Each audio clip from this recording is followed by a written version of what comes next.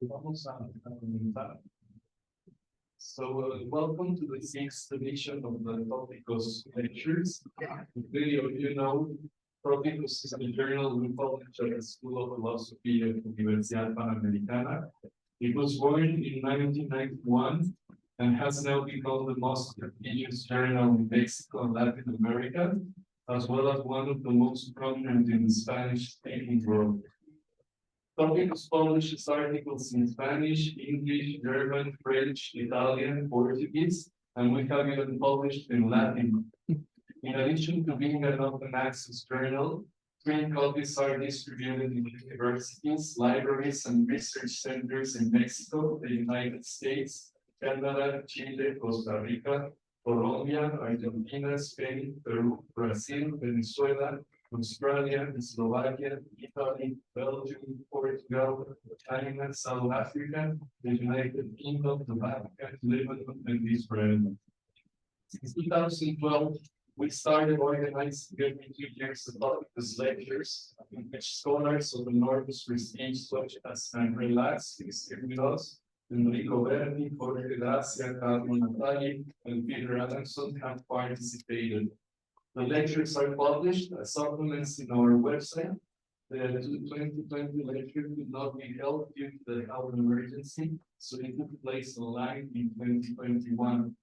This year, we are honored to welcome Professor Robert Pippin. Professor Robert Pippin is the Evelyn Stefansson Distinguished Service Professor in the Comité and Social Thought, the Department of Philosophy, and the College at the University of Chicago. He is the author of several books and articles in German Idealism and later German philosophy, including Kant's theory of work, Hegel's Idealism, the satisfactions of self-consciousness, modernism as a philosophical problem, and idealism as modernism, Hegelian variations. In addition, he has published on issues in political philosophy, theories of self-consciousness, the nature of conceptual change, and the problem of freedom. He also wrote a book about literature and philosophy, Henry James and Modern Moral Life, a collection of his theses in German. With the Freiheit appeared in 2005, as did the persistence of subjectivity on the Catholic aftermath, and his book on Nietzsche, with the appeared in French in 2006. Idealism in American Think Law, Systematic Philosophy appeared in 2012. He was twice an Alexander von Humboldt Fellow, is a winner of the Nobel Distinguished Achievement Award in the Humanities, and was recently a fellow of the Wissenschaftskolleg zu Berlin. He is a fellow of the American Academy of Arts and Sciences, and he is a member of the American Philosophical Society. He is also a member of the German National Academy of Arts and Science. Among his most recent books are the Actualität des deutschen Idealismus, the Philosophical Hitchcock, Hegel's Realm of Shadows, Logic of Metaphysics in the Science of Logic, Human Thought, Cinema as Reflective Form, Metaphysical Exile on Coexis Jesus Fictions, Philosophy by Other Means, the Arts in the Philosophy and Philosophy in the Arts, Douglas Sirk, filmmaker and philosopher, and I know he's currently preparing a book on film philosophy about the films of Robert Bresson. Thank you very much, Professor Pippin. Welcome, and the floor is yours. Okay, thank you very much.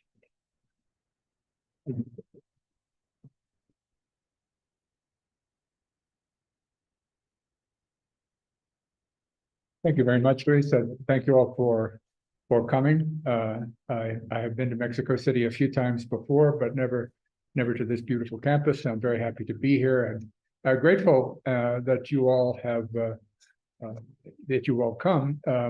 Heidegger, of course, is a very controversial philosopher, and I'm not going to talk in this lecture particularly about that, but I'd be happy to talk with you in the discussion period about any aspect of the inheritance of Heidegger in the West. In my view, the most influential philosopher in the 20th century, although that doesn't mean he's also not a very problematic one. In the 4 lectures today, I'm going to talk in general terms about his critique of German idealism, And the core issue in his critique of that tradition is, in fact, a critique of the Western philosophical tradition, which Heidegger claims, in effect, has ended. And there is nothing more vital for the tradition of Western philosophy begun by the pre-Socratics and Socrates. To continue, tomorrow, I want to sketch what is an unusual interpretation of Heidegger and his central question, the problem of the meaning of being. And then on Thursday, we'll concentrate particularly on his critique of Hegel. And on Friday, the implications of Heidegger for the future of philosophy, the problem of truth in literature and cinema. Be talking a little bit about Bresson on Friday, and how Heidegger thinks philosophy, which he now calls simply thinking, denken, especially poetic thinking, as the inheritor of the failed philosophical tradition in the West. I have a PowerPoint mostly for the translated quotations, some of which, of course, are quite dense if you know Heidegger. And since I'm very grateful for you to allow me to speak in English, I know it can be a little difficult, so I'll speak a little slower than usual, and I might go a little over my time because of that. The following concerns an issue raised in several different ways throughout Heidegger's career. Here are two passages from his lecture series, The Basic Problems in Phenomenology, that set it out quite clearly. The overcoming of Hegel is the intrinsically necessary step in the development of Western philosophy, which must be made for it to remain alive. Whether logic can successfully be made into philosophy again, we do not know. I'll say a little more about what he means by that. Philosophy should not prophesy, but then again, it should not remain asleep. In Hegel, philosophy, that is, ancient philosophy, is in a certain sense thought through to its end. He was completely in the right when he himself expressed this consciousness that philosophy ended with him successfully. But there exists just as much the legitimate demand to start anew, to understand the finiteness of the Hegelian system, and to see that Hegel himself has come to an end with philosophy because he moves still in the circle of philosophical problems. This interest in Hegel is prepared for and accompanied by Heidegger's growing attention to Kant and the entire German idealist tradition. He lectured on German idealism in 1929, the same year as his remarkable book on Kant and the Problem of Metaphysics appeared. He lectured on Hegel's phenomenology in 1930-31, on Kant's transcendental principles. This would become the basis of his book, The Question Concerning the Thing, in 1935-36, on Schelling's On the Essence of Human Freedom in 1936, and on the metaphysics of German idealism in 1941. He continued to publish on the idealists in the later phases of his career as well, as in his acute formulations of his differences with Hegel in Identity and Difference in 1957. And he continued to publish on Hegel and Kant specifically late into the 1950s. And his evaluation of the importance of overcoming Hegel and what he means by Hegel's idealism became more and more prominent. From the beginning, his claim was not to justify a complete rejection of idealism or of Hegel, or as he says in Basic Problems, and this means always that Hegel must be overcome by radicalizing the way in which the problem is put, and at the same time, he must be appropriated. This is the sentiment expressed in the series of quotations with which we began, that German idealism, and especially the thought of Hegel, represents the culmination of all philosophy and must be overcome for philosophy to have a future. Fulfillment, of course, is another translation for the German Vollendung, and it could mean that the basic problems posed by Greek philosophy were solved by Hegel, such that there is no longer philosophical work to do. But it could also mean that the distortions and obscurities inherent in the metaphysical tradition were taken on and thought through by Hegel to a point where it became clear to him, not to him, but retrospectively, that the whole tradition had culminated in a dead end. And this in a way that might suggest the necessity for and the direction of a new beginning. Heidegger, of course, means the latter, dead end view, as is obvious from his claim about perishing of philosophy, the translation of going to the ground, geht zugrunde. We have to understand, he says, that Hegel himself has come to an end with philosophy because he moves in the circle of philosophical problems. Heidegger's claims about Hegel will be our main focus today and in the third lecture. But as noted, Heidegger folds that account of Hegel as culmination into his general account of German idealism, is coming to terms with the work of Kant, Fichte, and Schelling as well. This means that the general position he wants to oppose or free us from is idealism, as he understands it, culminating in speculative idealism, Hegel. And I should begin by saying something about idealism, the kind of idealism that Heidegger is interested in, the general importance he gives it, and as a matter of context, the anti-idealism tradition that Heidegger himself brings to a kind of culmination. Idealism in this tradition, for Heidegger and in my view in itself, should not be understood as a claim about the mind dependence of the world, or about mind-imposed structure in experience, or as a so-called objective idealism, a claim about the non-material nature of the real in favor of its really ideal or immaterial element. But first and foremost, as an objection to empiricism, the claim that all knowledge is or must be based on empirical experience. By contrast, idealism in Kant, Fichte, and Hegel is a claim about the capacity of pure, empirically unaided reason to determine of all that is knowable, that it is knowable, and how it is knowable. Since this amounts to a claim about the normative authority of knowledge claims, and since it is pure reason alone that demonstrates such normative authority, this must mean that human reason is to be understood as a self-authorizing activity, a tribunal unto itself. As Heidegger notes in his Kant book, the idealist move results in a paradoxical self-reflection, as he says, a philosophizing laying the ground of philosophy. Heidegger is echoing the Kantian claim that in pure critique we are dealing with, to quote Kant, what reason brings forth entirely from out of itself.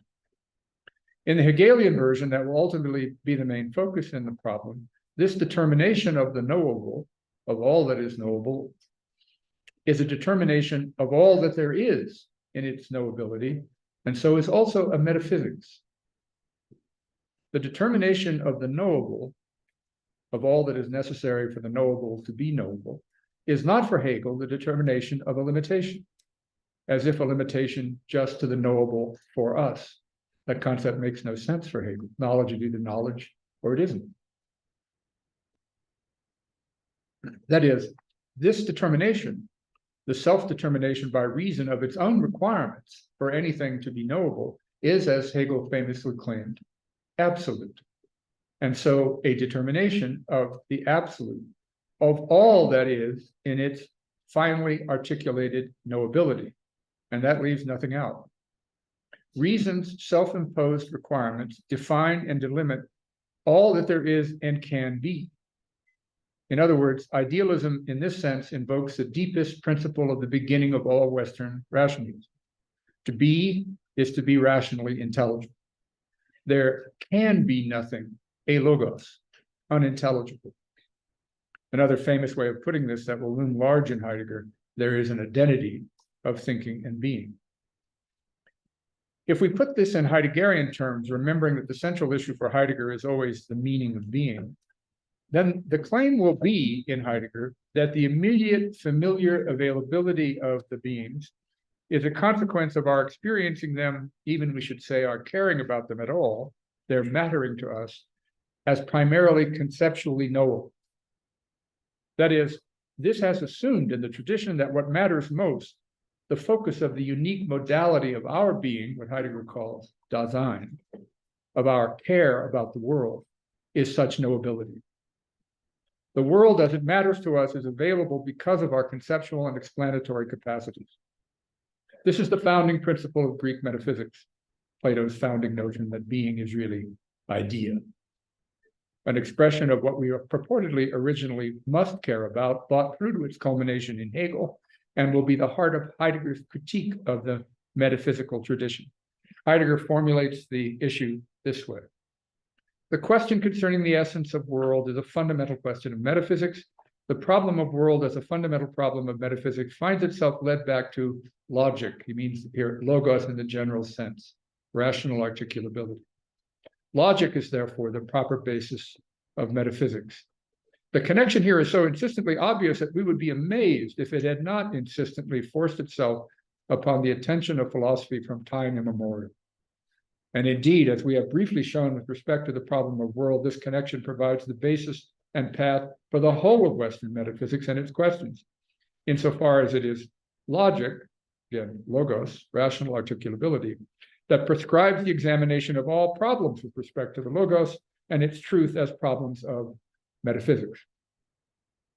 Kant and Hegel both agree that there is pure thinking, philosophical knowledge, not derived from experience, and that the proper subject of pure thinking is thinking itself, or logic. This is obviously logic, not a system of truth-preserving inferences, but a theory of the concepts necessary for any thinking to have content, what Kant called transcendental logic, to be onto objects as they are such that judgments having such logical form can be true or false. For Kant, such categories provided the necessary conditions for the possibility of sense experience, and this at least made possible a metaphysics of experience.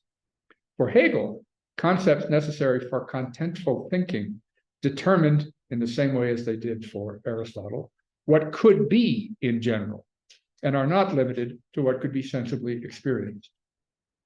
Heidegger makes just as clear his objections to this presupposition about the priority of logic for metaphysics for the meaning of being. In spite of this, we must pose the question of whether this connection between logic and metaphysics, what I'm saying is what he means by idealism, which has utterly ossified into self-evidence for us, is justified. Whether there is and must be a more originary problematic, and whether or not precisely the usual way of asking metaphysical questions orients itself toward logic in the broadest sense, precisely because insight into the peculiar character of the problem of world has hitherto been obstructed. For our discussion of any future issue announced in the notion of a culmination, we might note again how important the idealist, and Hegel especially, is for him in this scheme. The phenomenon of the logos is not only familiar in philosophy in general and especially in logic, but logos in the broadest sense, as reason, ratio, is the dimension from which the problematic of being comes to be developed. That is why Hegel, the last great metaphysician in Western metaphysics, that is why for Hegel, the last great metaphysician in Western metaphysics coincides with logic as the science of reason. There is nothing, in other words, in philosophy in general, since philosophy is not an empirical science, philosophy is trying to determine what the world could not but be, what it must be, what no world could not be. There is nothing in Heidegger's critique, I should stress, that indicates he does not believe that beings can be available to subjects as knowable, or that a determination of the requirements of knowability are not identical with what could be considered as the knowables. His objection is to the claim of knowability, our cognitive relation to the world, as the fundamental or originary modality of the availability of beings. He wants to say that knowing is what he calls a founded mode of availability. And what it is founded on is, to use his early language, which I'll talk more about tomorrow, an attunement to the meaningfulness of beings, not cognition. Our fundamental relation to the world is not a cognitive one. Its availability to us as making any kind of sense is not originally cognitive. My own view, again, more on this tomorrow, just a brief introduction to what he means by the question of the meaning of being, is that Heidegger never wavered from the heart of the problem first introduced in Being and Time. And this is really the most significant quotation. Significance is that on the basis of which the world is disclosed as such. Significance here, Bedeutsamkeit, das woraufhin Welt als solche erschlossen ist. The problem of the meaning of being for Heidegger is the problem of the meaningfulness of being. That is, the beings in the way they originally show up as mattering to us. Their way of mattering is their original way of being available. They become salient in a familiarity permeated by degrees of significance, something itself derivative from the epochal world in which he says we are simply thrown, simply find ourselves. It is how beings originally show up for us in our experience. The source of that salience is the meaningfulness of being qua being, being as such. This is actually a dual question for Heidegger. It involves first what he calls the history of being, his account of epochal worlds like the Greek world, the Judeo-Christian world, the early modern world, and the late modern world about which he's so critical of the technological enframing, as he calls it. But second, besides the history of the meaningfulness of being, it also involves some sort of reflection on the possibility of such meaningfulness as such. The possibility of the meaningfulness question is not as Kant would call it, a transcendental possibility for Heidegger, because it cannot be raised in strict distinction from the meaningfulness of being. Again, we'll talk more about that tomorrow. The difference between the two issues is what Heidegger famously called the ontological difference. What animates his critique of Western metaphysics is such a confusion between the determinate availability of the beings that matter with the availability of mattering as such, being qua being in any possible availability. And such an attunement to significance is not the result of any subjective imposition. Most of us think that what matters to us is the result of what we value about the world, and what we value about the world is what we've decided on as a result of some sort of rational reflection. So, for example, for many of us, the destruction of the planet by modern technology matters to us. And it matters to us because we think we have good reasons that it should matter to us. But for most of the world struggling with rapid industrialization, it doesn't matter. We have the luxury of it mattering. For China and India, the idea of giving up the use of coal to sink back into the early 19th century is absurd. Doesn't mean anything at all. It's a subjective imposition by us on the development of the material well-being of theirs, and so forth. So what Heidegger is talking about here with the issue of Bedeutsamkeit, significance, mattering, is a product of the world within which we live, and is not a result of our reflective determination of what ought to matter. We all realize that there are things that matter to us that we would prefer not matter, but we know that they do. And we are all convinced that there are things that we think ought to matter to us that don't, even though we might take great steps to realize those ends, because something else matters to us, like our reputation or our belief in something else. This awareness of an attunement to the meaningfulness of being, mattering, has been lost. That is what has been forgotten in the West. That's how Heidegger wants to characterize our time as a destitute time, a time of homelessness. The meaning of being, he says, in the West has been reduced from the beginning of metaphysics to the mere perceivable presence of beings before us, what he calls a ständige Anwesenheit, a standing presence, the detectable presence of a substance enduring in time, with time understood as a sequence of nows. That's what we think what it is to be means. That's what we think we first have to care about cognitively. Heidegger thinks of that as an almost meaningless form of mattering. That is, there is a form of meaningful availability, ours, that obscures, inspires a forgetting of the original availability of beings in their mattering at a historical time. This is the paradox that Heidegger welcomes in Being and Time. What is really closest to us in our experience has become farthest from genuine or fundamental availability. We misunderstand ourselves. However, it must be said that Heidegger's occasional discussions of these epochal inflections of the changing periods of the metaphysical tradition post-Plato don't seem very important or worked out to his project, at least not compared to what they are all inflections of, his main concern, the metaphysics of presence. He makes no real attempt to justify these divisions, to show us what might have prompted these crises, or how what they prompt might be said to be responsive to the crises. They are suggested somewhat casually, and one gets no sense, as one does with the later Foucault, that there are just these massive and completely discontinuous and incommensurable shifts in historical worlds, that we are subject to radical contingency in horizons of possible meaningfulness. In Heidegger's treatment, these historical worlds, horizons of possible significance into which we are thrown, are immensely complicated networks of interconnected meaningfulness. It is this interconnectedness, a kind of meaningfulness holism, and the enormous stake persons have in the comforts of ordinariness in such worlds that creates the enormous weight that makes this possibility, changing epochality, impossible. Much more importantly, there is also, according to Heidegger, despite rare crises of meaningfulness, like the tragic closure of the possibility of the ancient Greek form of life, or Nietzsche and the advent of modern nihilism, still a remarkable declensionist continuity in Heidegger's account. Plato and Aristotle set us in a direction we have found it impossible to free ourselves from, the metaphysics of present, which shows up, according to Heidegger, even in Nietzsche's claim to have freed us from metaphysical illusions.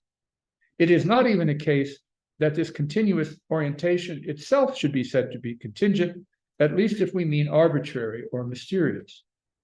It is, according to Heidegger, existentially motivated by an attempt at a reconciliation with the world, of finding a place in it, through the exercise of reason, a project that culminates in Hegelian self-consciousness and the implications of which is the late technological world, almost literally the attempt to find ourselves in the world by making it our own.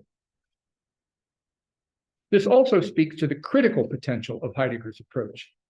What he wants to claim about the ultimate, if not existential, groundlessness of this metaphysical orientation has a normative consequence for Heidegger that he clearly thinks is catastrophic, a dimension that's best brought out by the early Heideggerians who studied with him in Marburg and Freiburg. Marcuse on the one-dimensionality of modern life, Hannah Arendt on thoughtlessness, Leo Strauss on the need for the recovery of the ancient world and the critique of modernity. These were all students of Heidegger, all of which were among an enormous number of graduate students in Germany in the 20s who flocked to Marburg to hear these lectures by the so-called the new prince, the new beginning that something was happening in Marburg that they all had to pay attention to. This claim for the end of the, it's a very dramatic claim. So if you're a 21-year-old graduate student and you're studying in Berlin, you hear there's this guy promising a new beginning for philosophy, especially after the First World War and the crisis atmosphere of Europe in that period. You can understand why he created such a buzz in the German intellectual world.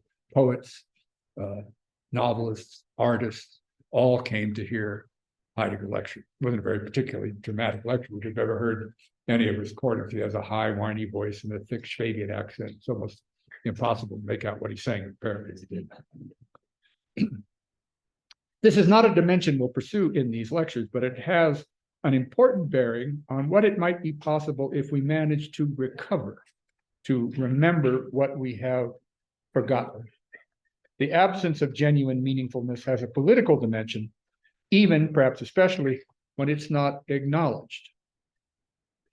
To be sure, it would be reasonable to express some skepticism that Heidegger's account of modernity, especially in his later Nietzsche lectures, as a metaphysical problem could be defended.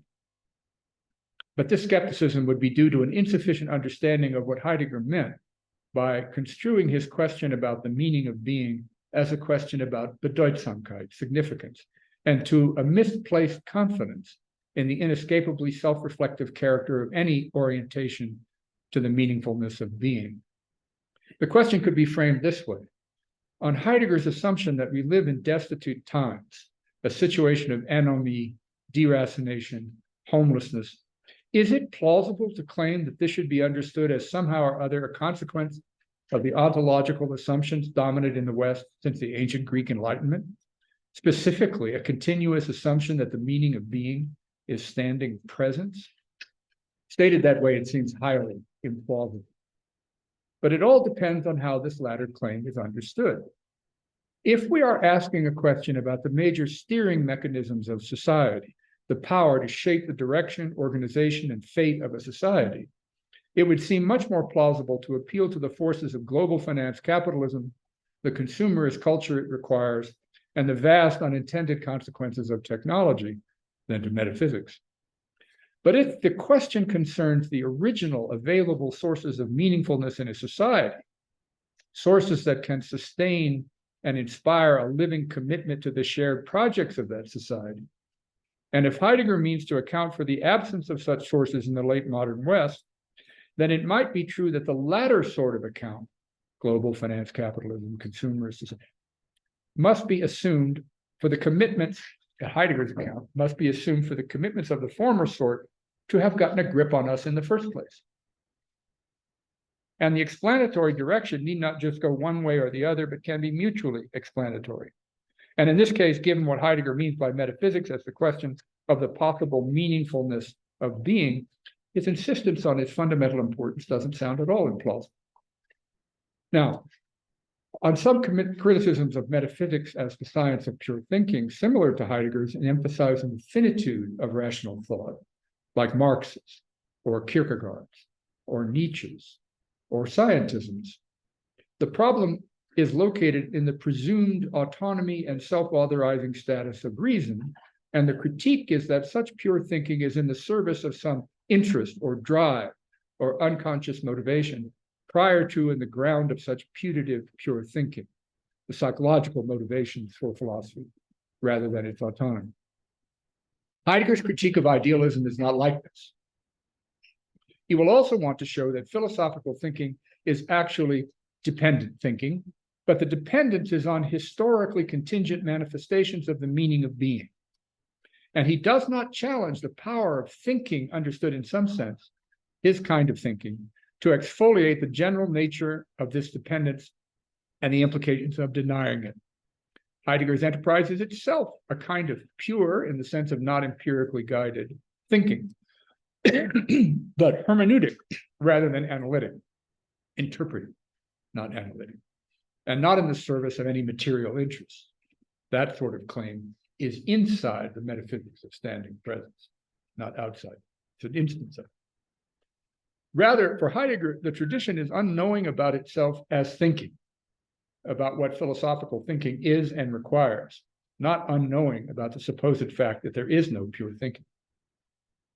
For example, in the 1935 Introduction to Metaphysics, he explicitly says that philosophy is one of the few autonomous creative possibilities and occasional necessities of human historical Dasein.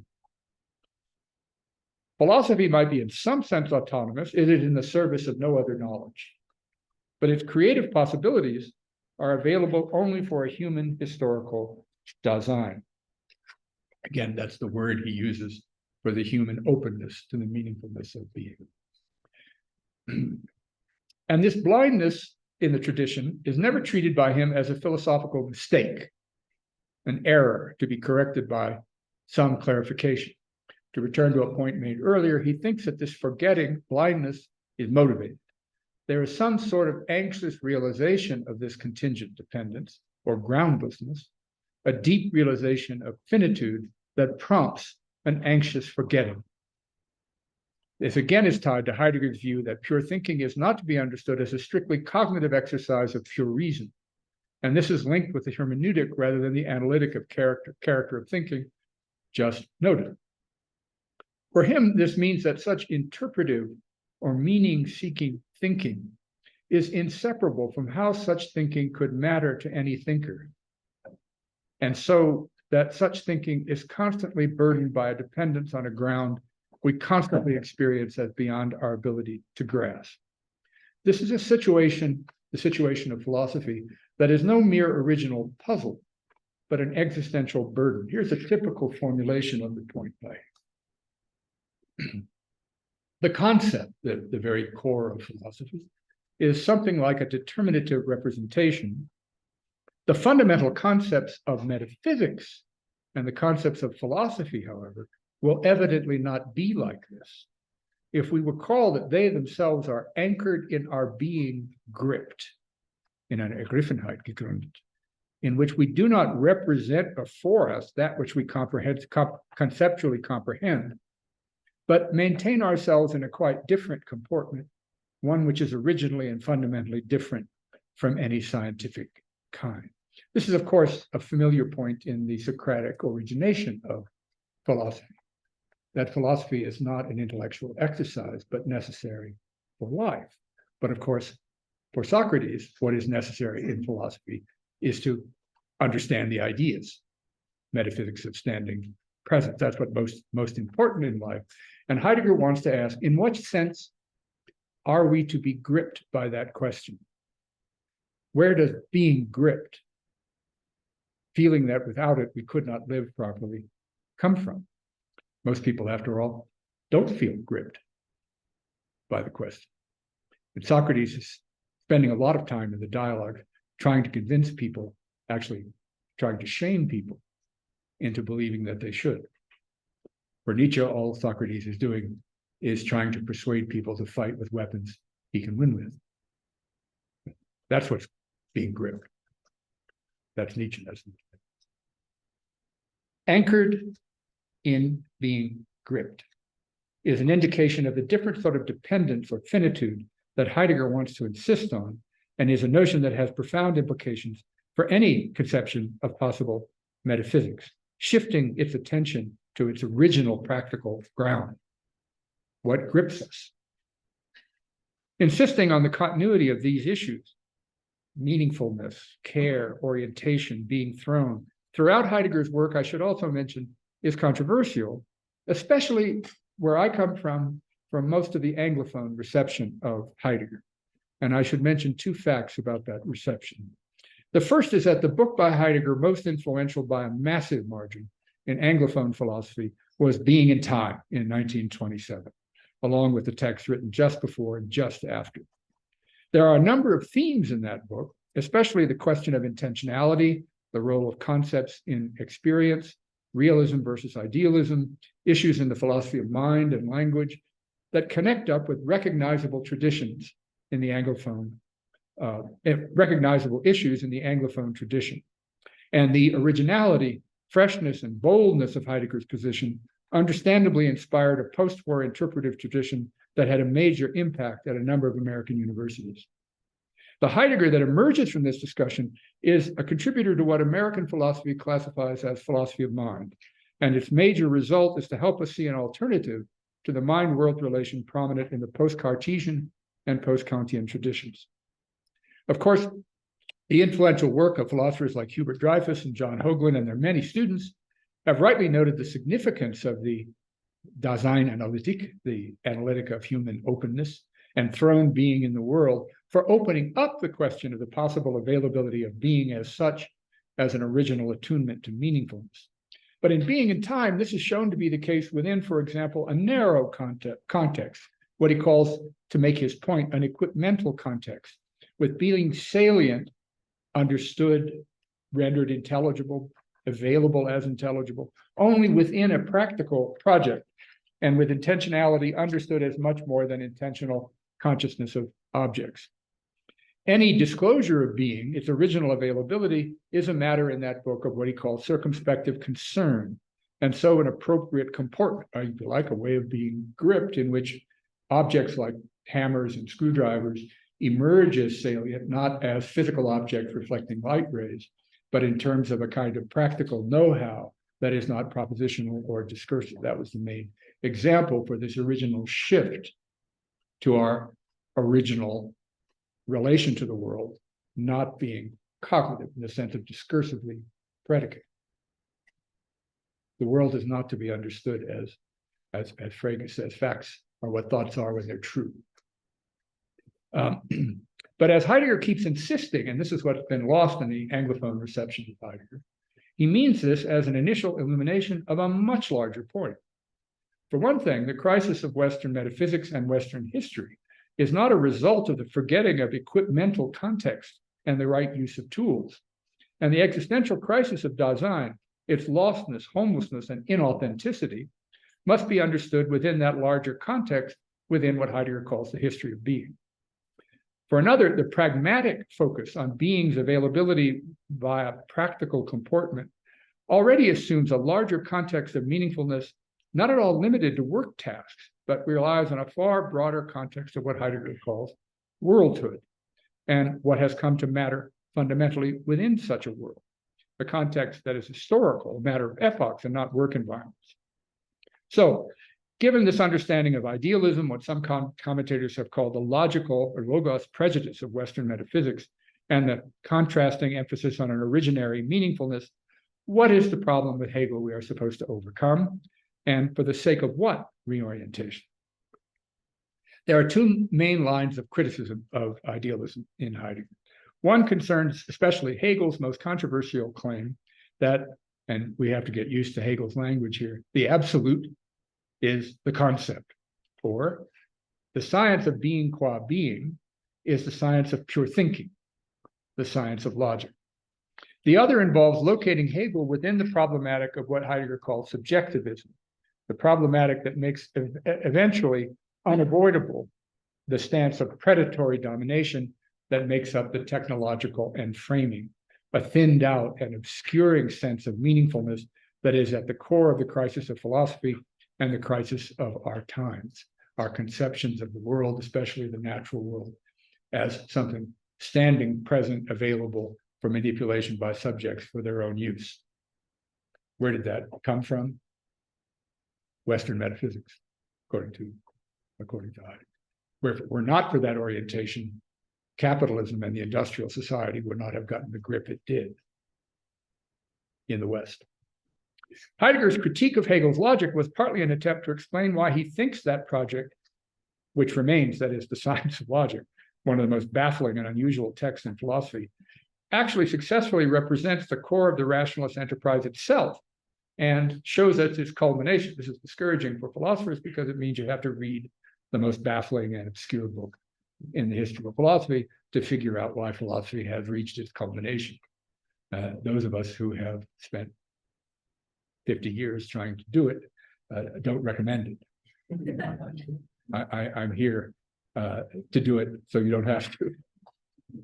To understand what Heidegger means, we should recall that the essential activity in rendering anything intelligible, any being, Seiende in Heidegger's terminology, has been, since Aristotle, something like predication. I love the claim by Arya Kosman, the great Aristotle scholar, that for Aristotle, and I think for Hegel, predication is the face of being. A perfect opening for Heidegger, because it's precisely what Heidegger means by the two central role of logic, the science of predication in Western metaphysics, the claim that there is a logical prejudice in the traditions. But now the complications. In Hegel, the philosophical attempt to render such rendering intelligible, itself intelligible, is not discursive predication. Another way of putting this is to say that in Hegel's speculative philosophy, it doesn't have objects, beings, or the possible availability of beings for its object. That's what the tradition calls special metaphysics. This is general metaphysics. What everything at all must be like, such that the central Aristotelian question, T-esti, what is it, can have a grip. What must anything be like, such for that question to be possible? That's general metaphysics. But this claim that the investigation of that is not like a claim about a special object, like the soul or the mind or God or abstract objects like numbers. That's not at all that it's a completely different enterprise than an enterprise. This is again the ontological difference coming up in the tradition. Different than an enterprise like that is not an unusual claim in philosophy. That the world is all that is the case is not one of the things that happens to be the case in the world. The transcendental I in Kant, the subject of experience, is the form of experience, not an object in experience, and can't be, as he says in the paralogisms, treated as an object. There are lots of variations, but Heidegger's worldhood of the world, which we'll talk about again tomorrow, is another example.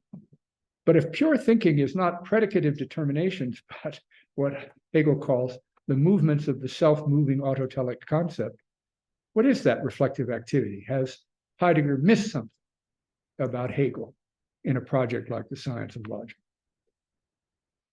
Well, here we have to note that Hegel, and I'm sorry about the obscurity of this, but it's important to make the case that Heidegger hasn't really missed something fundamental. Hegel in the Logic strongly distinguishes what he called judgment, Urteil, from proposition, Satz. This is all in a pre-Freudian sense, so I'll have to explain what I mean by that. He says a lot of things about this, but what he means is that a Satz, a proposition, paradigmatically is an empirical proposition or a law in mathematical physics that is experimentally answerable to the world, whereas judgments in the proper sense, what philosophy is about, is answerable only to itself. One way to think about this is to think, for example, about Leibniz. The world is made of monads. That's not a claim about objects in the world. That's a claim about what the world must be, such that there could be objects. That's a different kind of enterprise.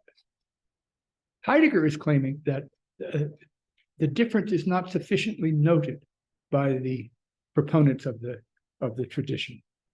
One way Hegel puts this is to say we don't try to show in speculation, pure philosophy, that a pure concept agrees with an object. And we don't follow Kant in saying that objects must conform to concepts. But Hegel says the concept must agree with itself. This means that in the logic, in pure thinking, all possible thinkability must be shown to agree with itself, with all that is required for the thinkable to be thinkable. And when completed, attains the status of the absolute idea. In this sense, it is propositions, which are truth bearers. Such conceptual determinations in the way Hegel has defined them is not, because what they established have no contraries. They articulate what is necessary for any proposition, the content of an assertion, to be able to be a truth bearer, which articulation is not true by agreeing with what we somehow already know a truth bearer must be in order to be a truth bearer. What conditions must be satisfied is precisely the question of philosophy. This is true in other philosophical domains, like value claims. These are also not empirically answerable to the world, unless you're a moral realist, which Hegel is not. Rather, they are formulable in what have the appearance of bivalent judgments, but which are judgments in Hegel's special sense. His clearest examples are evaluative or essence judgments. So, for example, this plant is curative, is a judgment, whereas this plant has these biochemical markers, is not. This is a good house. This is a bad polis, are not for him of the same kind as this is a yellow house, or that polis existed 2,000 years ago, all for the reasons just stated. The implications of this bear on what counts in this central Heideggerian critique of the science of logic as pure thinking success in articulating itself. It is not by directly arguing against any possible contraries and not by answerability to the world, but by making some sort of case for the internal necessity of any conceptual determination of what must be the case for there to be possible truth bearers, answers to the what is it question. In the ontological realist interpretations of Hegel, where we consider concepts as abstract or object, what they don't get right is that the logic does not begin with being, as it seems to, but with the attempt, Hegel says, the resolve to think being. That doesn't make being a concept or thought any more than trying to determine what a number or possibility is all about and only about the concept of the thought of a number or possibility. The concept is a concept, not a possibility. But one can ask what must be thought in order for the thought to capture what must be the case for an object to count as a number, without that attempt being about thinking, not numbers. Likewise, the possible thinking of being, and so what it could be to be, are in the speculative identity Hegel wants to tout. So the demonstration must involve what must be assumed, what is indispensable in anything at all being intelligible, being whatever it is. So a science of logic must be a reflection on what thinking must be for any discursive thinking about objects to be a truth bearer, which Kant and Hegel understand as what must be true of anything at all, which topic is not a topic about an object for discursive determinacy. However, this means that the conception of the task of pure thinking, the relation between pure thinking and thinking that is not pure thinking, is for Heidegger still saddled with the orienting assumption that any and all intelligibility is a matter of discursant bivalent determinacy determining judgment. And that's what we're trying to articulate. That's our starting point. And this means that being, or any of the beings, is measured by or understood by such an assumed starting point, from Plato and Aristotle all the way to Hegel. And the approach just dogmatically assumes, rather than explores, the claim that the primary form of the availability of being to Dasein is as a potentially determinable knowable. No amount of the sophistication of the special status of objects can break the hold of this assumption that the primary availability of being, as such, is its discursive determinability, how it can be distinguished from what it is not. That's the orienting assumption of the logic. Hegel is not claiming that there cannot be an account of determinate possibility of being. He's claiming that that is not what the original availability of meaning in our experience shows up as. And if we ignore that, there are a lot of implications that follow that eventually lead to the technological enframing. You could perhaps even just sense this kind of a connection. The world is measured by us. That's the logical prejudice. This gets the whole issue of the meaning of being off on the wrong track. To be clear, Heidegger's point will not be that there's anything philosophically suspect about discursive intelligibility as such, nor will he deny that propositions asserted in judgments have standard truth conditions, nor that there are states of affairs about which such possibly true assertions can be made. His questions concern the stake we have in such cognizability, what grips us, especially in understanding ourselves. That's where the issue really, the rubber hits the road, as we say there, because Dasein is not an object. What it is to be a human being is not, as Aristotle thought, to be a particular kind of species being with certain characteristics. In Heidegger's view, to be a human being is to have a distinct experiential path through a finite existence that is aware of its always impending possible death and which cannot rely on any substantial ground to figure out how to live. That's what he means by Dasein. Not it's this kind of animal, this kind of biologically evolved being. That is not how we experience ourselves. We have to live our lives futurally, projecting ourselves forward in a way that can't rely on trying to figure out what this particular species form requires to be happy. That just assumes everything. That's the way we should figure ourselves out, that's what primarily matters to us, that's what grips us, that's what's meaningful, and so forth. I'll try to make these points clearer in the next lecture on the central issue of the meaningfulness of being. Accordingly, when Hegel begins in the logic by asking what the thinking of anything at all, any being, must involve, his beginning is not presuppositionless. He has already assumed in the logic's very first move, given the link to the sole model of intelligibility for non-pure thinking, that the meaning of being is discursive determinability. But that is an unwarranted and misleading assumption on Hegel's part, as well as unjustifiably limiting the notion of being to conceptual content.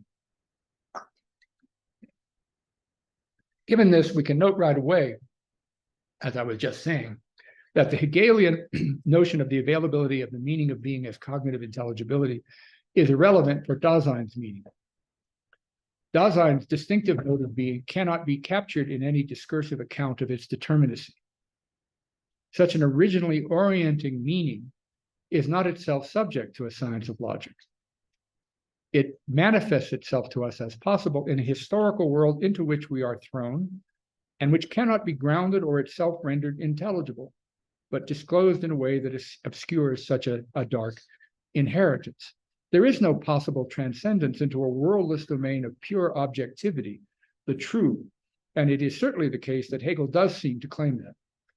In one version of Hegel's claim, we have reached that standpoint by means of his book, The Phenomenology of Spirit, what he calls the ladder to the absolute. Again and again, it's important to stress that there's no indication in Heidegger that he thinks there cannot be methodological procedures that allow one to make truth claims that can be resolved. His objection is to the claim that the ontological assumption underlying what such methodological procedures allow, standing presence, the present at hand, discloses the meaningfulness of being. If that were true, then any being, aesthetic objects, human being, language, life, must all be treated in the same methodological way, at least with regard to their being and their being available. And does it need to be stressed that that is exactly what has happened? That is the way these objects are considered appropriate objects of study in universities? I mean, neurocriticism in literature, evolutionary criticism in the study of poetry, evolutionary explanations of sports, of romantic love. Isn't Heidegger right? Hasn't that exactly been what's happened? Pushing out ever and ever any more as subjective, irrelevant, unimportant for life, mere what you do in your leisure time, not substantial, irrelevant, and need I go on? I mean, how can he not have been right in the era we live in now, what we see? Think of the influence of social media, for-profit social media, on political will formation, the manipulation of political will formation for the sake of profit. Where did that come from? Why isn't that objected to? I mean, you're not going to see a report on the news tomorrow about the origin of all of this and the meaning of being, but that's what's at stake. This is all consistent with the view, in a way, in Hegel and in Heidegger, very deep view that began with Socrates, that philosophy does not make claims or discover or prove anything. It seeks to reveal to us what, in some sense or other, we already know.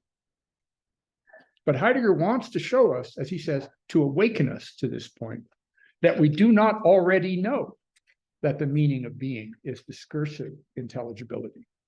In fact, what is most familiar to us, what we do and must begin by assuming, is the being of, go back to being in time, the Zuhanden, the ready to hand, the affordances.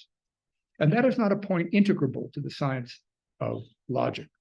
And neither is what is involved in Heidegger's claim for the priority of disclosure rather than assertion in any first philosophy, something we'll talk about in the last lecture. Almost done. This is linked to Heidegger's second complaint. At some point, if I'm going on too long, I'll just stop and we'll have a discussion. You tell me if I'm trying your pace. You've been listening for almost an hour, and this is at the Mount Olympus of abstraction. At this point, there is no atmosphere up here. Hegel, Heidegger, and the meaning of being. So, if it's getting to be a little too much, just well, I guess you could just walk out. I hope you don't do that. But one more big point. This is all linked to Heidegger's second complaint about subjectivity in Hegel, most prominently in his 1958 essay, Hegel and the Greeks.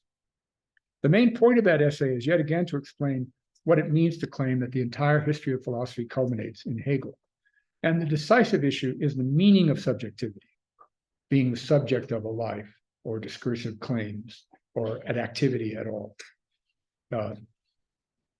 Above all, in Descartes, as the founding moment in the distinct moment of modern philosophy. Heidegger quotes Hegel's lectures in the History of Philosophy that after philosophy's long journey on stormy seas, with Descartes for the first time, we can finally shout, "Land ho!" We can hope that our wandering will still be over. Will soon be over. The citing of the centrality of the question of subjectivity in modern philosophy originally meant a worry that the mind's access was only to its own states, representations in the theater of the mind, creating the problem of the external world and other mind skepticism. But Heidegger accepts the basic Kantian narrative of how this misunderstands the problem of subjectivity, is uncritical, because the very possibility of the I think X, possibility of representation, hasn't been established. And when that problem is raised, the status of the problem of subjectivity changes. However, the subject is first taken hold of in the right way, namely in the Kantian sense, transcendentally and completely in the sense of speculative idealism, when the whole structure and movement of the subjectivity of the subject unfolds and is taken up into absolute self-knowing. In knowing itself as this knowing that conditions all objectivity, the subject is, as this knowing, the absolute itself. True being is the thinking that thinks itself absolutely. I hope that kind of claim is clearer now than we started. For Hegel, being and thinking are the same, specifically in the sense that everything is taken back into thinking and determined according to what Hegel simply calls thought. This formulation can sound too Kantian or transcendental with words like conditioned and taken back into. But again, Heidegger realizes that Hegel does not separate thinking and intuiting in the way Kant does, such that thought in Kant imposes itself on the material of sensation, and so takes in something alien to thought. His comments reflect Hegel's own concession, for want of a better word, that at the end of the logic, despite the speculative identity of thinking and being, Hegel himself admits we find ourselves shut up within subjectivity. He means absolute subjectivity. Obviously, for there to be thinking, there must be a thinker. And you could reasonably ask, what is the thinker? And you might think, well, there are answers to this that are anthropological, psychological. What we mean by absolute thinking, the descendant of Kant's transcendental mood, is anything that thinks. That is, anything that can think thoughts that can be onto objects in a way that can be true or false. The thinker can be anything, can be made of anything. Bones, brains, cream cheese, doesn't matter. If it can think, it's a thinker. So absolute subjectivity, however, it still is the subject of thinking. That is, it is what determines what could be thought. It is what determines what successful thinking of in the propositional mode is. Everything comes back to the thinking's reflective determination of what there could be and what there is. That's the objection, again, of measuring the world in a way that doesn't ask about the original orientation of meaningfulness for the thinker. But the statement concerning the completion of philosophy does not mean that philosophy is at an end in the sense of sensation and breaking off. Rather, the completion provides the possibility of diverse transformations down to the simplest forms, brutal inversion and vehement opposition. They're still in the ballpark. Marx and Kierkegaard are the greatest of Hegelians. They are this against their will. The completion of philosophy is neither its end, nor does it consist in the isolated system of speculative idealism. The completion is only the whole course of the history of philosophy, in whose course the beginning remains as essential as the completion. Hegel and the Greeks.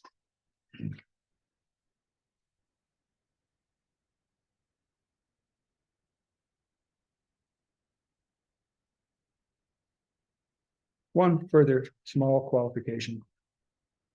You might think, well, you're talking to us about the availability of being in their meaningfulness to Dasein. So haven't you got the same problem with the subject as the source of the meaningfulness of being? Heidegger realizes that his own position holds something like what he calls the belonging together of man and being. Although as his thinking develops, he pays less attention to the mode of attentiveness necessary for any being to be available to Dasein, and more frequently considers Dasein as simply a sight, an openness. There is still no sense of the question of the meaning of being except with reference to the being for whom things can mean anything at all. But he denies that the right way to think about Dasein is as a subject in the Kantian and Hegelian sense, at its most distinctive, any self-conscious pure thinking. He notes, referring to what we might think of as tu quoque, or this same. It has indeed often been remarked that there cannot be an unconcealment revelation of meaningfulness in itself, that unconcealment is, after all, always unconcealment for someone. It is thereby unavoidably subjectivized, but he responds, nevertheless, must the human being, which is being thought here, necessarily be determined as, excuse me, subject? Does for human beings already unconditionally mean posited by human beings? We may deny both options and must recall the fact that aletheia, that's Heidegger's unusual translation of the Greek notion of truth, as aletheia, as unforgetting, uncovering, disclosing, a revelation rather than a discursive assertion.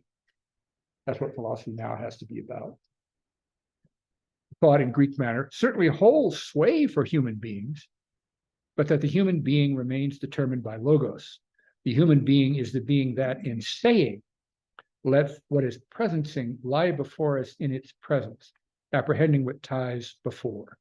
Human beings can speak insofar as they are sayers of what has been disclosed to them, rather than them determining what it is that has been disclosed. This emphasis on the priority of disclosure, some subject of the last lecture, is also put another way by Heidegger, that in order to remain true to the original manifestation of the meaning of being, we need to reconceive philosophical thinking itself as something other than discursive rationality. However, his main question and the critique it is based on are only weighty, fundamental, deserving of our attention, only if his alternative does not remain a kind of black box of chaotic revelations of meaningfulness across historical time. What is this new sort of thinking? What would it mean in this post-culmination or post-idealist context to struggle to understand the meaning of being as we have it available, to resolve obscurity about our current situation, to avoid simply leaving us with this very general notion of dependence? That's not a very thunderous ending, but I think I'll end there because I've tried your patience enough. So thank you very much.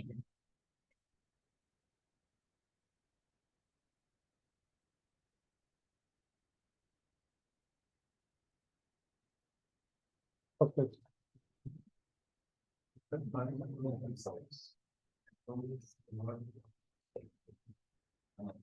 Thanks a lot, Professor Pippin. This was a wonderful lecture, very enlightening.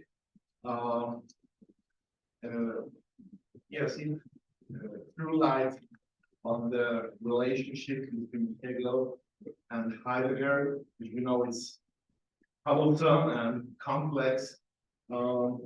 I was wondering, I mean, the exposition was wonderful, but I was wondering to what extent do you agree with Heidegger's reading and diagnosis? And I mean this in the following sense.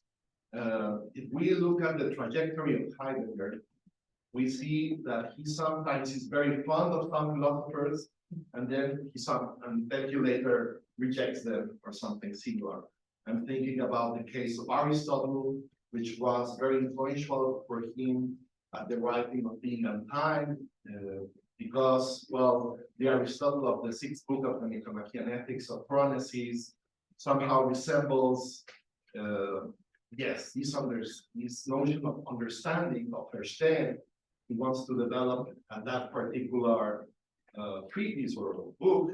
But in later works and books, well, Aristotle is also a representative of this ontological tradition that thinks being in terms of presence.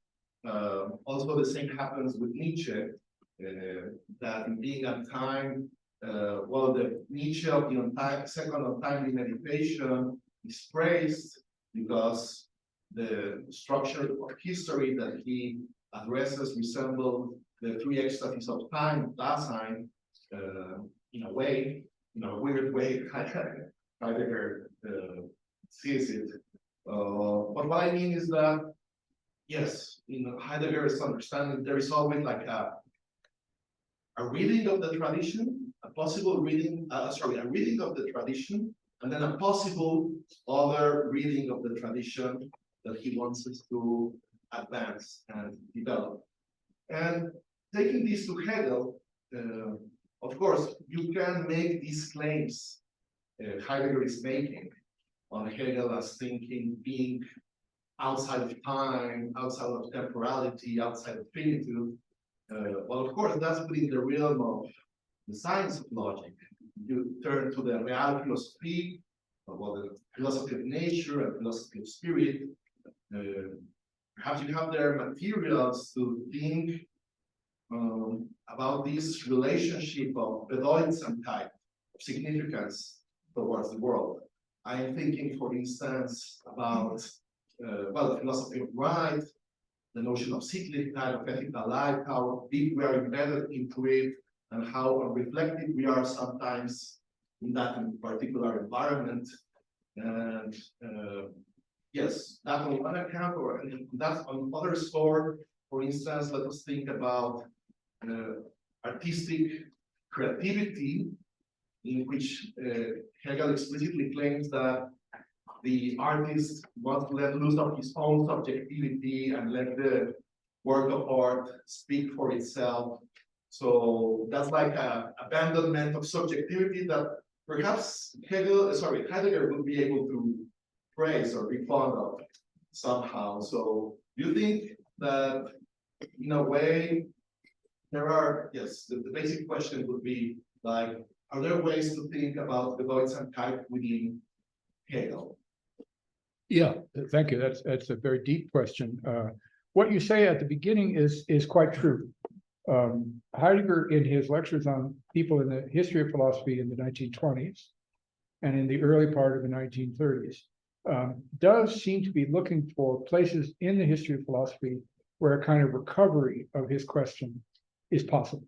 So in his lectures on Aristotle, the concept of phronesis or the phronimos, this kind of non-discursive understanding of the disclosure of the right possibility and so forth, and in his account of Aristotle on techne in the lectures in the mid-20s, he's looking for, and the first two lecture series on Nietzsche, he's looking for allies. He's looking for these instances in which what I call the logical prejudice, the domination of the notion of discursive predicability, doesn't play a serious role. And there are, I mean, his interpretation of Plato is terrible. It's very ham-handed. And if he were more sympathetic to Plato, he could also see in the Platonic use of mythos, of myth, and the use of the dialogue form, or the idea that the idea of the good in Plato is really the idea of the useful for man, is a terrible interpretation of Plato.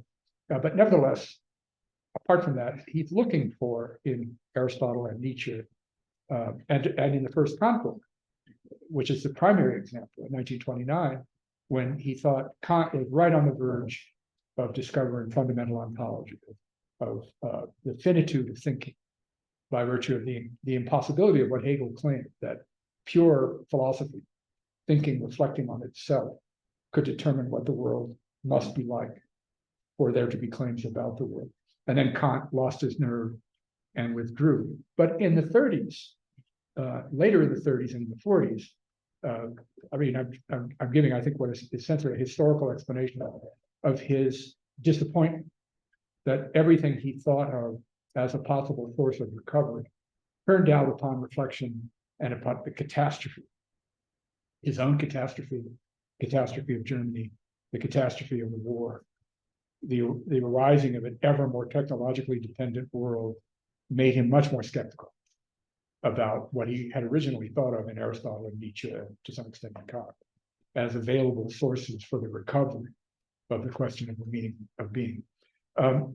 Now, yes, if you take Heidegger's point of view, there are ways of asking his question of, say, Hegel and Kant that can generate answers.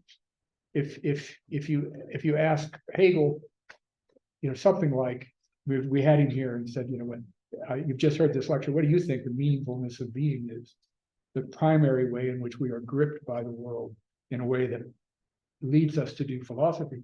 Hegel would say it's the realization of freedom, that everything in human life is a struggle to realize a self-understanding of ourselves as free agents, and by free agency means self-knowing, and in this unusual relation of Selbstsein in Anderssein, being oneself in another, of a reconciliation with the world. So that being free is not being free from external constraints or inhibitions, but living in a way that we identify ourselves, we see ourselves in what we do, that the world is ours, that this is and you're right, that this means he would point to the issue of Sittlichkeit, of there being an ethical life in which labor, government, the family, and our roles within them all reflect back to us who we think we are as the process of self-knowledge over historical time develops.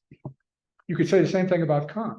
If you said, what is the primary Ergriffenheit, being gripped in Kant? It's the singular experience that human beings can do what pure practical reason demands of them. They can be moral beings. they can sacrifice their self-interest. That is the fundamental way in which the world, the sensible world, which impels us in various ways, comes to have meaning for us as what we can overcome in being beings of pure practical reason. So there are ways of addressing the Heideggerian question in philosophy. It's sort of thinned out once you get to the philosophical tradition in a way after Frege. It's all in the tradition of Western philosophy. It's harder and harder to find places where these kinds of questions can have their grip.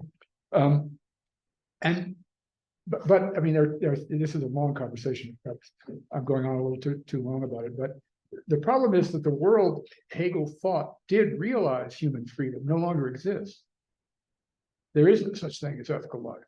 He was wrong. I mean, he wasn't wrong in a way that's just contingent.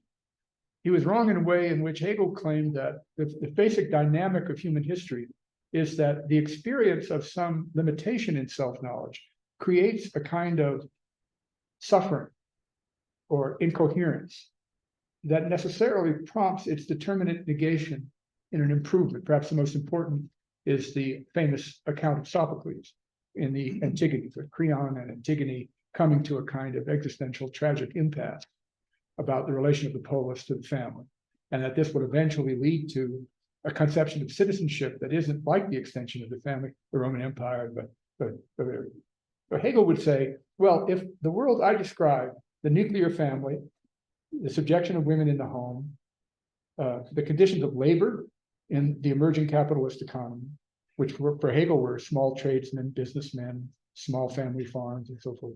If all of that has been obliterated for 200 years in a way that there's no sign whatsoever, this is actually the problem with Marx's inheritance from Hegel. Marx inherited this idea that history was an object of discursive rationality. It could be understood. It's like any other thing. This is Heidegger's point. Even history has a logos, different logos in Marx, but the same idea of dialectical self-contradiction requiring a new phase of life. It doesn't. How many years do we have to wait? 400, like the Dark Ages, before we realize that finance capitalism has won, and that the conditions of labor in the modern world are humiliating and intolerable, and do not allow any possibility for mutuality over cognitive status in the way Hegel defined freedom. So the various ways in which Hegel would address the question, I believe, ultimately, although we need a much longer conversation, are insufficient. The same with art. Art makes the kind of point Heidegger wants to make in a perfect way. For Hegel, art is a modality of philosophy. It's a sensible, affective modality of philosophy. It's how philosophical truths feel in the experience of artworks. Just like religion is a representational, kind of picture story-like way of representing philosophical truth. But art isn't a vehicle of philosophy unless it can be completed by philosophy, unless it can be given the full logos of absolute knowledge in the science of logic. The philosophy of the real philosophy is another question, but with respect to art, you can see right away that Hegel does not believe that art is a distinctive mode of disclosure that philosophy needs. It's the other way around. That art, to be fully articulable to us in its significance, has to be completed by philosophy. That's the prejudice Hegel wants to deny. It should be the other way around, that there can't be philosophy anymore without, if the essential task is now hermeneutics, what has happened to us? How do we understand that? Without art. Philosophy is powerless to help us understand that. For Heidegger. Now you ask me, how much of this do I agree with? Well, some. Thank you. Thank you for being here with us today. I know that from the introductory lecture, you elaborated some of the points there on. But may I ask for a little clarification, or can you elaborate on that? That back before, where you were trying to make a contrast between the concepts now in a good way, the decision, the representation in the way, and another, and can you elaborate on whether So I missed something that elaborate on what is the concept or whether Heidegger is attributing that position, because along the lines of between concepts and limitations, a lot of things. Because along the lines of what is it seems to me that there's one thing I think in favor of the concept between concept and idea that comes in that direction. I don't know if I'm missing something. Can you elaborate on that point? Let me be clear that I understand what you're asking me on the difference between concepts and representations, or the Difference between concepts and representations and concepts and something else that you mentioned. and ideas, like in Kant. Uh, You mean like regulative ideas or the ideas of reason? or yeah, something like that. Or the concept between concepts and ideas. I Well- want to understand whether this difference between taking a title that along those lines, Yeah. or whether they're just about the same. It's just about the same description, the same Yeah. description of concept. I think there is sufficient commonality in the tradition, the German idealist tradition, for Heidegger to be treating them fairly. If that's what you're asking me. In other words,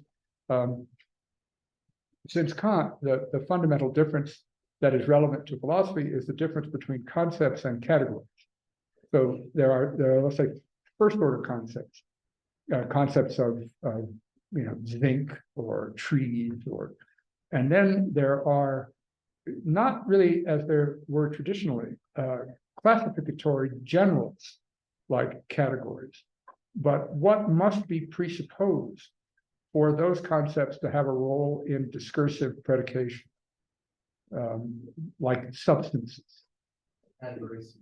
That's right. There can't be trees or zinc unless the world has a distinction in it between substances and properties. Where does that come from? Why should the world have it? There can't be a world in which events don't succeed another event with necessity. There can't be a world. Which events are connected with which other events in gnomic regularity, we don't know. We have to investigate the world to find out. And there's a problem in Kant with Newtonian mechanics as a mathematical theory and its connection to the world. He has a whole theory about pure intuition for that. But the basic innovation in Kant is, I think, if I can make one more point, and perhaps I'm not quite sure I'm responding to what you're worried about. In concepts, in Kant, the great innovation was to consider conceptual content as not fixed like abstract objects. Concepts were originally understood by Kant as, and this is a tremendous innovation. I mean, Kant, in the history of philosophy, two main innovations. One, pure reason, pure thinking has no direct access to the world. There's no there's no intellectual intuition. The only way in which the world is available to us is through our senses. A reason is spontaneously pure spontaneity, pure activity. It needs content from somewhere else. But what about the content of concepts, categories? How do they get a grip on what there could be? Well, because categories are not abstract objects. They're not object-like. They're rules. They have the meaning they have in the role they play in inferential relations among other categories. That's why there has to be, and there never was in Kant, a unity of the categories. So the innovations that Kant originated on spontaneity and the nature of concepts is preserved in Hegel and is treated fairly, in my view, by Heidegger. Is that what you were concerned with? Yeah, exactly. I also know that categories work more like rules more than representations in Kant. That's right. That makes the difference between the original concepts, representations, and then concepts as dispositions or rule. That's right. That's exactly right. And Hegel calls concepts or categories in the logic Denkbestimmungen, thought determinations. Right. The determinations, moments of thinking, in which thinking unfolding itself to itself requires something of itself, like substance property distinctions, the distinction between finite and infinite, limit and other, the kinds of things Hegel tries to develop as unavoidable in the account of anything at all. In that sense, both Heidegger and Hegel are Heidegger's view can continue. Well, the thing with Heidegger is he doesn't think this question of meaningfulness, significance, matter is a constant. It's not something we can be onto cognitively. You know, we tend to think we can know what matters in a particular historical epoch, but knowing is not the right way in which what matters manifests itself. Heidegger's word for how it manifests itself is this unusual word Stimmung, an attunement, like the way in which a musical instrument can be attuned to another musical instrument, so they're at the same key, or in which a person says, this is again what I'll talk more about tomorrow, the way in which a person says, I'm in tune with her. You know, I sort of understand her without being able to give you a predicative list of the things about her I think I understand. So the break here is that Heidegger doesn't think the central issue of the significance of being is available to conceptual discrimination. That makes all the difference in the world. That gives us aletheia, not assertion, all the rest of it. Yeah. Yes, thank you very much. The question is very simple. You said discursive determinability is not denied by Heidegger, but it's not tried concern the primary Availability being, yeah. So the question is, what is the relationship for Heidegger between what he calls the primary or the primary? No, he calls that also the primary. Yeah. And what he doesn't deny. Because it seems to me that when one reads a Heidegger, or Heidegger, so feeling that you come up with is that he is denying actually an enormous amount of what makes the history of Europe, if you want, well, and it reflects in you know what Heidegger is able to say about Plato, Hegel, right, whatever. So there is a sense that in the radical critique, of course, Heidegger is important because of its radicality, but there is an immense loss that we can't find ourselves very comfortable with as interpreters, actually. And so that may lead to another question, but what is exactly, so the impression I got is that Heidegger is opposing intelligibility and understanding. But this doesn't enlighten me, so to speak. I think that understanding is certainly the modality of intelligibility, which means that all intelligibility is not reducible to knowability, but still. So there is within the Occidental tradition, not only Hegel,